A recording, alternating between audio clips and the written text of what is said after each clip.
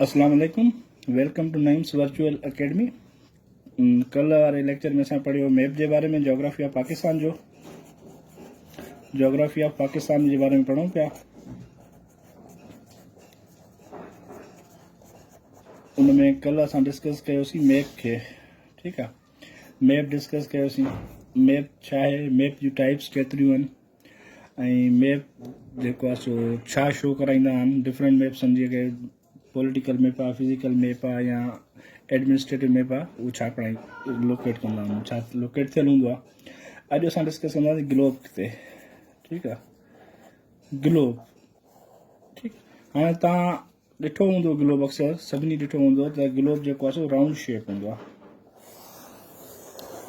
हीउ गोरड़ो सही न आहे पतो, तव्हां जेको आहे सो सम्झी वञिजो त जेको आहे सो ग्लोब राउंड शेप हूंदो आहे, ठीकु आहे। हिते तव्हांजो ग्लोब में सपोज लोकेशन में नॉर्थ अची वेंदो, हेठि तव्हांजो साउथ अची वेंदो, हेॾे तव्हांजो वेस्ट अची वेंदो, हेॾे तव्हांजो ईस्ट अची वेंदो, ठीकु आहे।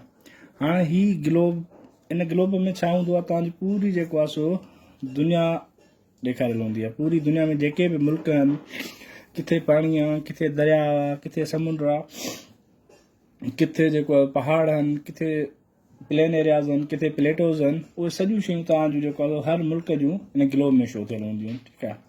हाणे नक्शे खे तव्हां कयो त जेको आहे सो त फ्लैट रिप्रेज़ेंटेशन हूंदो आहे। फ्लैट रिप्रेज़ेंटेशन कंहिं शइ जी जो लोकेशन जे बारे में ॿुधाईंदा, पर फ्लैट रिप्रेज़ेंटेशन हूंदो आहे, ठीकु आहे। ग्लोब खे तव्हां डिफाइन कंदव स्फेरिकल रिप्रेज़ेंटेशन, स्फेरिकल रिप्रेज़ेंटेशन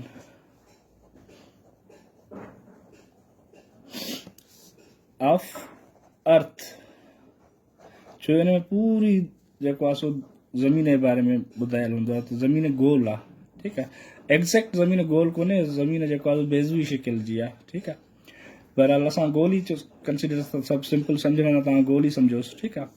ऐं जेको ग्लोब हूंदो आहे उहो तव्हांजी एग्ज़ैक्ट लोकेशन ॿुधाईंदो आहे, ठीकु आहे। एग्ज़ैक्ट लोकेशन जे बारे में ॿुधाईंदो आहे त हिन जाइ ते तव्हांजो कहिड़ो मुल्क आहे, हिन जाइ ते कहिड़ो मुल्क आहे, ठीकु। हाणे ग्लोब खे सम्झण लाइ तव्हां ॾिठो हूंदो ग्लोब, त हुन में काफ़ी लाइनूं हूंदियूं आहिनि, को हेॾे लाइनूं, हीअं लाइनूं हूंदियूं आहिनि, हीअं मथां हेठां लाइनूं हूंदियूं आहिनि। हाणे उन्हनि लाइनुनि जो मक़सदु छा आहे, उन्हनि लाइनुनि खे छा चयो वेंदो आहे, उते ग्लोब ते कंहिं कंट्रीअ खे तव्हां कीअं जेको आहे सो लोकेट करे सघो था, ठीकु आहे।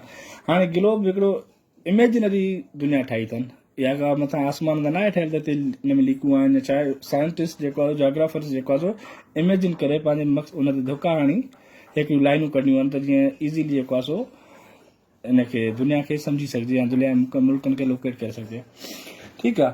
जोग्राफर्स छा कयो, हिकिड़ी वेस्ट खां ईस्ट हिकिड़ी लाइन कढी, ठीकु आहे। वेस्ट खां ईस्ट लाइन कढी, जेका उन दुनिया खे गोले खे ॿिनि हिसनि में डिवाइड करे छॾियईं। हीउ तव्हांजो सो थियो जेको आहे नॉर्थ वारो, हीउ तव्हांजो सो थियो नॉर्थ साउथ वारो, ठीकु। हाणे जेका इहे लाइन कढियनि वेस्ट खां ईस्ट जे तरफ़, इनखे उन्हनि नालो कहिड़ो ॾिनो, हिन खे उन्हनि नालो ॾिनो इक्वेटर, जेके सिंधीअ में ख़ते इस्तवा जेको पढ़ंदा हुआसीं 9 ॾह में, ख़ते इस्तवा, ठीकु आहे, इक्वेटर। हाणे इक्वेटर छा कयो त ग्लोब खे जेको आहे सो ॿिनि इक्वल पार्ट्स में डिवाइड करे छॾियईं, ॿिनि इक्वल पार्ट्स में डिवाइड थी वियो। हीउ जेको तव्हां जोग्राफी में ॾिठो हूंदो, हिकिड़ो अधु गोल हूंदो आहे, उन अधु गोल खे चइबो आहे हेमीस्फीयर, ठीकु आहे। हीउ तव्हांजी दुनिया ॿिनि अधु गोलनि में डिवाइड थी वई। हीउ तव्हांजो थी वियो नादरन हेमीस्फीयर, हीउ जेको पोर्शन आहे इन खे तव्हां चवंदो नादरन हेमीस्फीयर। हेम मतिलबु अधु, ऐं हीउ जेको तव्हांजो पोर्शन थी वियो हिनखे तव्हां चवंदो सदरन हेमीस्फीयर, सदरन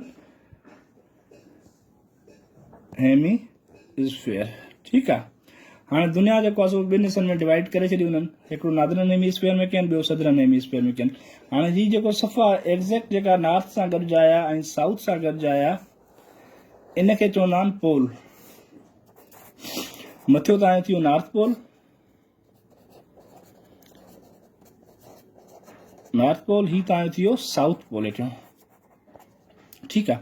हाणे पोलर एरिया जी हिकिड़ी ॻाल्हि आहे त पोलर एरिया तक़रीबन थ्रू आउट ईयर जेको आहे स्नो कैप्ड हूंदो आहे, पूरो साल हुन ते बर्फ़ ॼमियल हूंदी आहे, हुन में तव्हांजे ग्लेशियर्स वग़ैरह या जिते माना अहिड़ा थधा इलाइक़ा अची वेंदा आहिनि जिते तक़रीबन बर्फ़बारी पवंदी रहे, उहे एरियाज़ पोलर एरियाज़ में अची वेंदा आहिनि। ठीकु आहे। हाणे हिकिड़ो तव्हां इहो दुनिया ठीकु थी वई, ॿिनि हिसनि में डिवाइड थी वई, नॉर्दर्न हेमिस्फीयर ऐं सदर्न हेमिस्फीयर में। ठीकु आहे।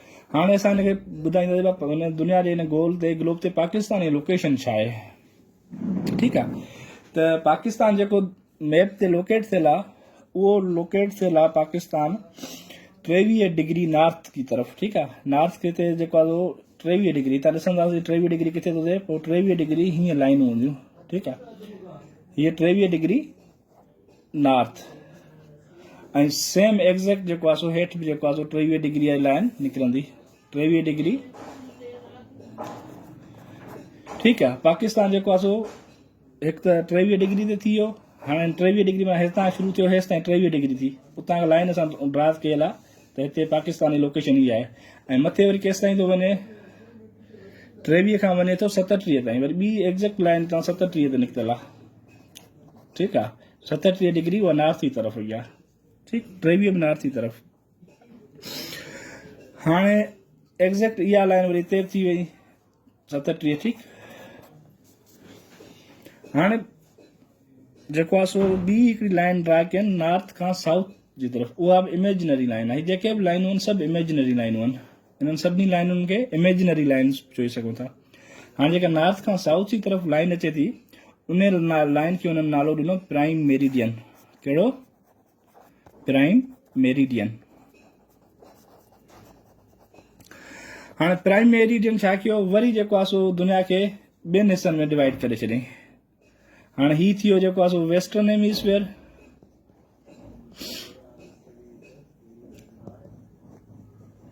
ही थी वियो तव्हांजो ईस्टर्न हेमिस्फीयर।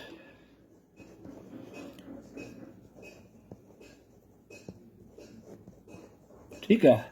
हाणे तव्हांजी दुनिया थी वई चइनि हिसनि में डिवाइड थी वई, हिकिड़ो नॉर्थर्न हेमिस्फीयर में थी वई, ॿियो सदर्न हेमिस्फीयर में थी वई, वरी जेका ॿी हिकिड़ी लाइन कढियनि उन वरी अञा हुनखे वधीक डिवाइड करे छॾियो ईस्टर्न ऐं वेस्टर्न हेमिस्फीयर्स में। ठीकु आहे।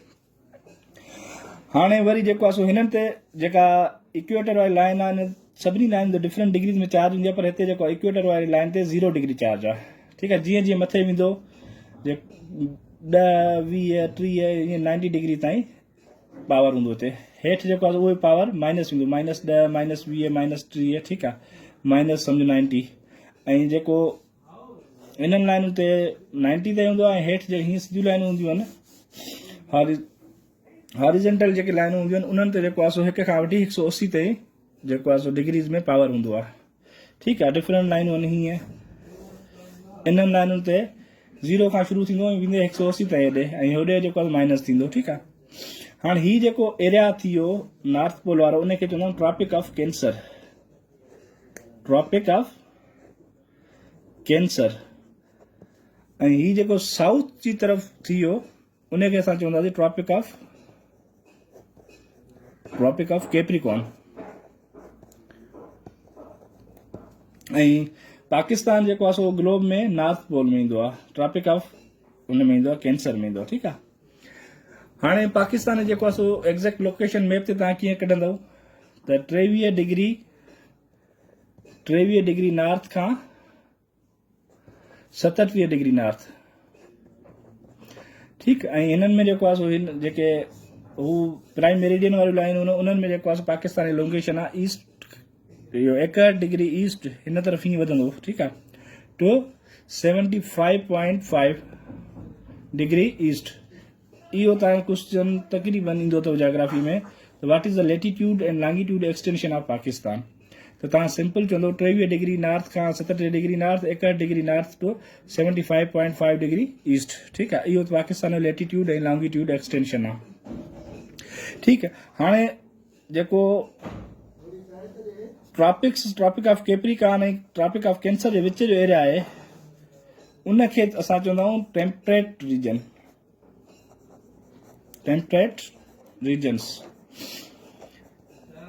हाणे टेम्परेट रीजन्स में छा हूंदो आहे, जेके इन रीजन में कंट्रीज़ ईंदा आहिनि उहे 4 सीज़न्स इंजॉय कंदा आहिनि। वेदर ऑफ 4 सीज़न्स इंजॉय कंदा आहिनि। 4 सीज़न्स थींदो हुते, सियारो सरो बहार ऊन्हारो, इहे चारई सीज़न जो मज़ो करे वठंदा आहिनि टेम्परेट कंट्रीज़ में जेके हूंदा आहिनि। ठीकु आहे, हाणे सिजु सपोज़ हितां उभिरियो, सिजु हिते उभिरियो त सिज जा रेज़ हेॾे बि वेंदा हेॾे बि वेंदा। ठीकु आहे, हेसि ताईं जेको आहे सो गर्मी हूंदी, जीअं जीअं अॻिते वेंदो वेंदो त उते थधिकार थींदी वेंदी, गर्माइश घटि बि वेंदी। ठीकु आहे, अहिड़ी तरह जीअं पोलर एरियाज़ ताईं ईंदो, हिते पोलर एरिया ते सिज जी एक्सेस तमामु घटि हूंदी आहे, इन करे हिते सर्दी तमामु घणी हूंदी आहे। ठीकु आहे, सम्झ में अचेव थो? जेका शइ सम्झ में न अचे त पोइ जेको आहे सर वारनि खे ॿुधाइजो, वरी मां तव्हांखे इनशाला रिपीट कंदुसि। ठीकु, हाणे छा थियो, पाकिस्तान में तव्हांखे लोकेशन मैप तां मिली वई, ऐं जेके हाणे मैप में हीअं लाइनूं आहिनि, जेके ग्लोब में ही लाइनूं आहिनि, वेस्ट खां ईस्ट जी तरफ़ ऐं ईस्ट खां वेस्ट जी तरफ़, ही नॉर्थ खां साउथ ऐं वेस्ट खां ईस्ट तरफ़ लाइनूं आहिनि। हाणे जेके इक्वेटर लाइनूं हूंदियूं आहिनि, उन्हनि लाइनुनि खे असां चवंदा आहियूं लेटीट्यूड।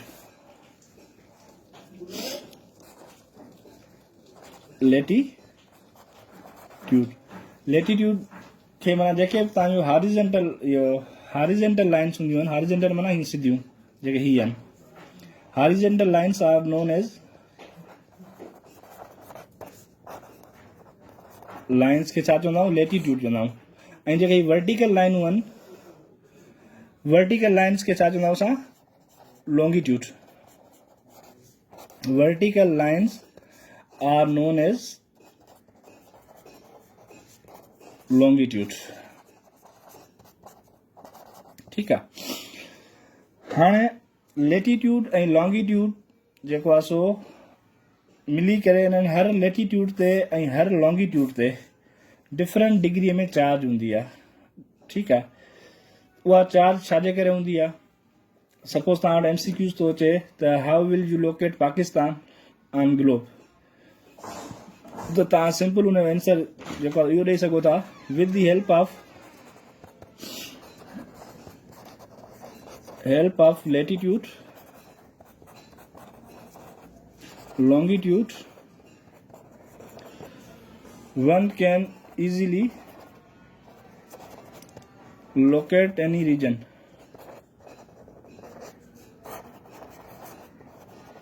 ठीक थियो, सिंपल तव्हां को बि MCQ अचे तव्हां ॿुधाईंदो भाउ जेके लेटीट्यूड आहिनि, लॉन्गिट्यूड आहिनि, जेके बि इमेजिनरी लाइन्स आहिनि, इन्हनि जी मदद सां प्राइम मेरिडियन थी वियो, इक्वेटर्स थी वियो, उन्हनि जी मदद सां तव्हां कंहिं बि रीजन खे इज़ीली लोकेट करे सघो था। ठीकु, हाणे इन्हनि मां तव्हां ॿियो MCQ इहो अची सघे थो त पाकिस्तान जो लेटीट्यूड ऐं लॉन्गिट्यूड एक्सटेंशन छा आहे, त सिंपल तव्हांखे पहिरियां ॾींहुं थोरो देरि अॻियां ॿुधोसीं, डिस्कस कयोसीं त पाकिस्तान जो लेटीट्यूड एक्सटेंशन आहे 23 डिग्री नॉर्थ खां घणो, 23 डिग्री खां 37 डिग्री नॉर्थ। ठीकु, इहो पाकिस्तान जो लेटीट्यूड अथव। ऐं लॉन्गिट्यूड पाकिस्तान जो एक्सटेंशन छा आहे, 1 डिग्री ईस्ट खां 75.5 डिग्री ईस्ट, इहो पाकिस्तान जो लॉन्गिट्यूड एक्सटेंशन आहे। जेकॾहिं लेटीट्यूड अकेलो हूंदो त सिर्फ़ु हिन में इहा हिकिड़ो ऑप्शन हूंदो, जेकॾहिं लॉन्गिट्यूड हूंदो त इहे ॿई गॾु हूंदा। लेटीट्यूड ऐं लॉन्गिट्यूड एक्सटेंशन जे बारे में ॿुधंदा त पोइ ॿई शयूं हूंदियूं, जेकॾहिं हिकिड़ो हूंदो त उन्हनि ॿिन्ही मां को बि हिकिड़ो हूंदो MCQs में। ठीकु आहे, हाणे जेको आहे सो दुनिया जेको आहे सो अची थो वञे त अर्थ जेका कीअं मूव कंदी आहे, अर्थ जेको त इंक्लाइंड अथव, इंक्लाइंड मां हीअं थोरी झुकियल आहे, हीअ सपोज हीअं झुकियल आहे। ठीकु आहे, सिधी पर सिधी ईअं एग्ज़ैक्ट सिधी न आहे, 180 डिग्री न आहे, 90 डिग्री में न आहे, इंक्लाइंड आहे। ठीकु आहे, थोरी झुकियल आहे पंहिंजे एक्सिस में हीअं। ठीकु, हाणे उन में जेको आहे सो अचूं था पाण डिस्कस कंदासीं रोटेशन ऑफ अर्थ छा आहे, रेवोल्यूशन ऑफ अर्थ छा आहे, अर्थ जी मूवमेंट जे बारे में था पढ़ूं। ठीकु आहे, रोटेशन छा आहे, रोटेशन ऑफ अर्थ छा आहे, सिंपल जेका ज़मीन पंहिंजे मोहवर में पंहिंजे एक्सेस में मूव करे घुमे उनखे चवंदा आहियूं रोटेशन ऑफ अर्थ। इनखे सिंपल तव्हां चवंदो movement of earth, movement of earth around its own axis is called as rotation of earth।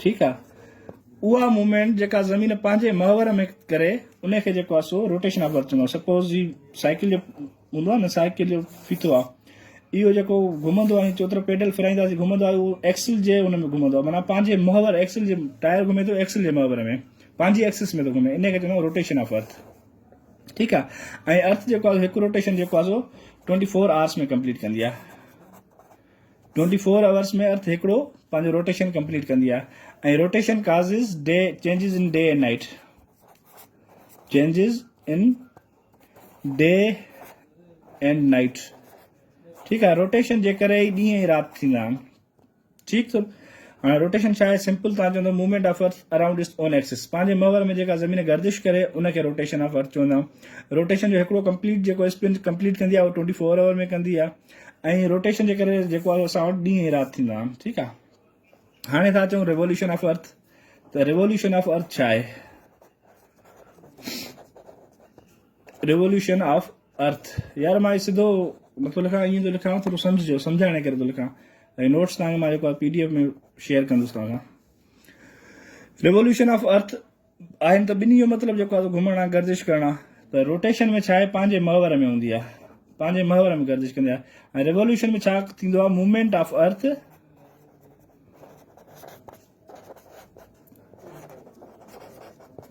Around sun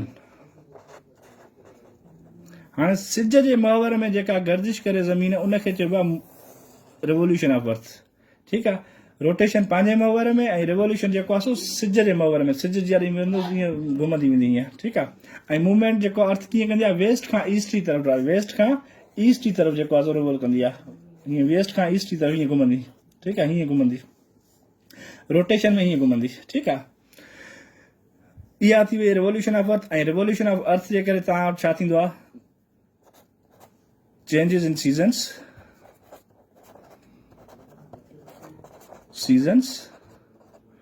हिकु त तव्हांजा मौसम जेके तब्दील थींदा आहिनि उहे रेवोल्यूशन जे करे थींदा आहिनि ॿियो जेको आहे सो तव्हांजो छा थींदो आहे इन में जेको आहे सो हिकु रेवोल्यूशन जेको आहे अर्थ पंहिंजो केतिरे टाइम में कंप्लीट कंदी आहे रोटेशन 24 कलाकनि में त हीअ जेको आहे 365 डेज़ 365 डेज़ में ज़मीन पंहिंजो हिकिड़ो रिवोल्यूशन जो चक्कर कंप्लीट कंदी आहे सपोज तव्हां अचे थो MCQ त ज़मीन जेको आहे सो पंहिंजो हिकिड़ो रेवोल्यूशन केतिरे टाइम में पूरो कंदी आहे त 365 डेज़ ऐं कुझु अवर बि हूंदा आहिनि 6 अवर आहिनि ठीकु आहे पर जेकर 365 तव्हांखे सम्झण लाइ 365 लिखो ठीकु आहे पर जेको हुनजे क़रीब हूंदो उहो तव्हां टिक कंदव एक्ज़ैक्ट 365 न बि हुजे त 365 डेज़ ऐं 6 अवर्स आहिनि ठीकु आहे उहो तव्हां जेको आहे टिक कंदव ऐं पुछंदो आहे मूवमेंट ऑफ अर्थ जे करे छा जेका movement of earth around sun थींदी आहे उन करे छा थींदो आहे तव्हां हुनखे सिंपल तव्हांजो जवाबु इहो हूंदो अर्थ जी जेका मूवमेंट थींदी आहे सिज जे चो तरफ़ उन जे करे जेको आहे असांजी सीज़न्स मौसम चेंज थींदा आहिनि ठीकु आहे ऐं रोटेशन जे करे छा थींदो आहे रोटेशन जे करे ॾींहुं राति थींदो आहे ठीकु आहे रोटेशन जे करे ॾींहुं राति काज़ थींदो आहे ऐं रोटेशन जो हिकिड़ो चक्कर ज़मीन केतिरे टाइम में कंप्लीट कंदी आहे 24 आवर्स में ठीकु आहे इहे कॉमन शयूं आहिनि सपोज अचे लेटीट्यूड छा आहे horizontal lines on the globe is called as latitude longitude छा आहे vertical lines on the globe is called as longitude ऐं ॿियो सभ खां पहिरियों जेका हीअ जेका इमेजिनरी लाइन कयूं जंहिंखे प्राइम मेरिडियन चवंदा आहिनि उतां टाइम काउंट थींदो अथव दुनिया जो वर्ल्ड टाइम ठीकु आहे ऐं इहा इमेजिनरी लाइन जेका ड्रा कयल आहे इमेजिन कयो आहे उहा इंग्लैंड जो शहर अथव ग्रीनविच उतां ड्रा कयो आहे उतां टाइम काउंट थींदो आहे ग्रीनविच मीन टाइम तव्हांखे नोकिया जी मोबाइल हूंदियूं त उते अलार्म वग़ैरह सेट कंदा त उते लिखी थींदो GMT ठीकु आहे GMT stands for Greenwich mean time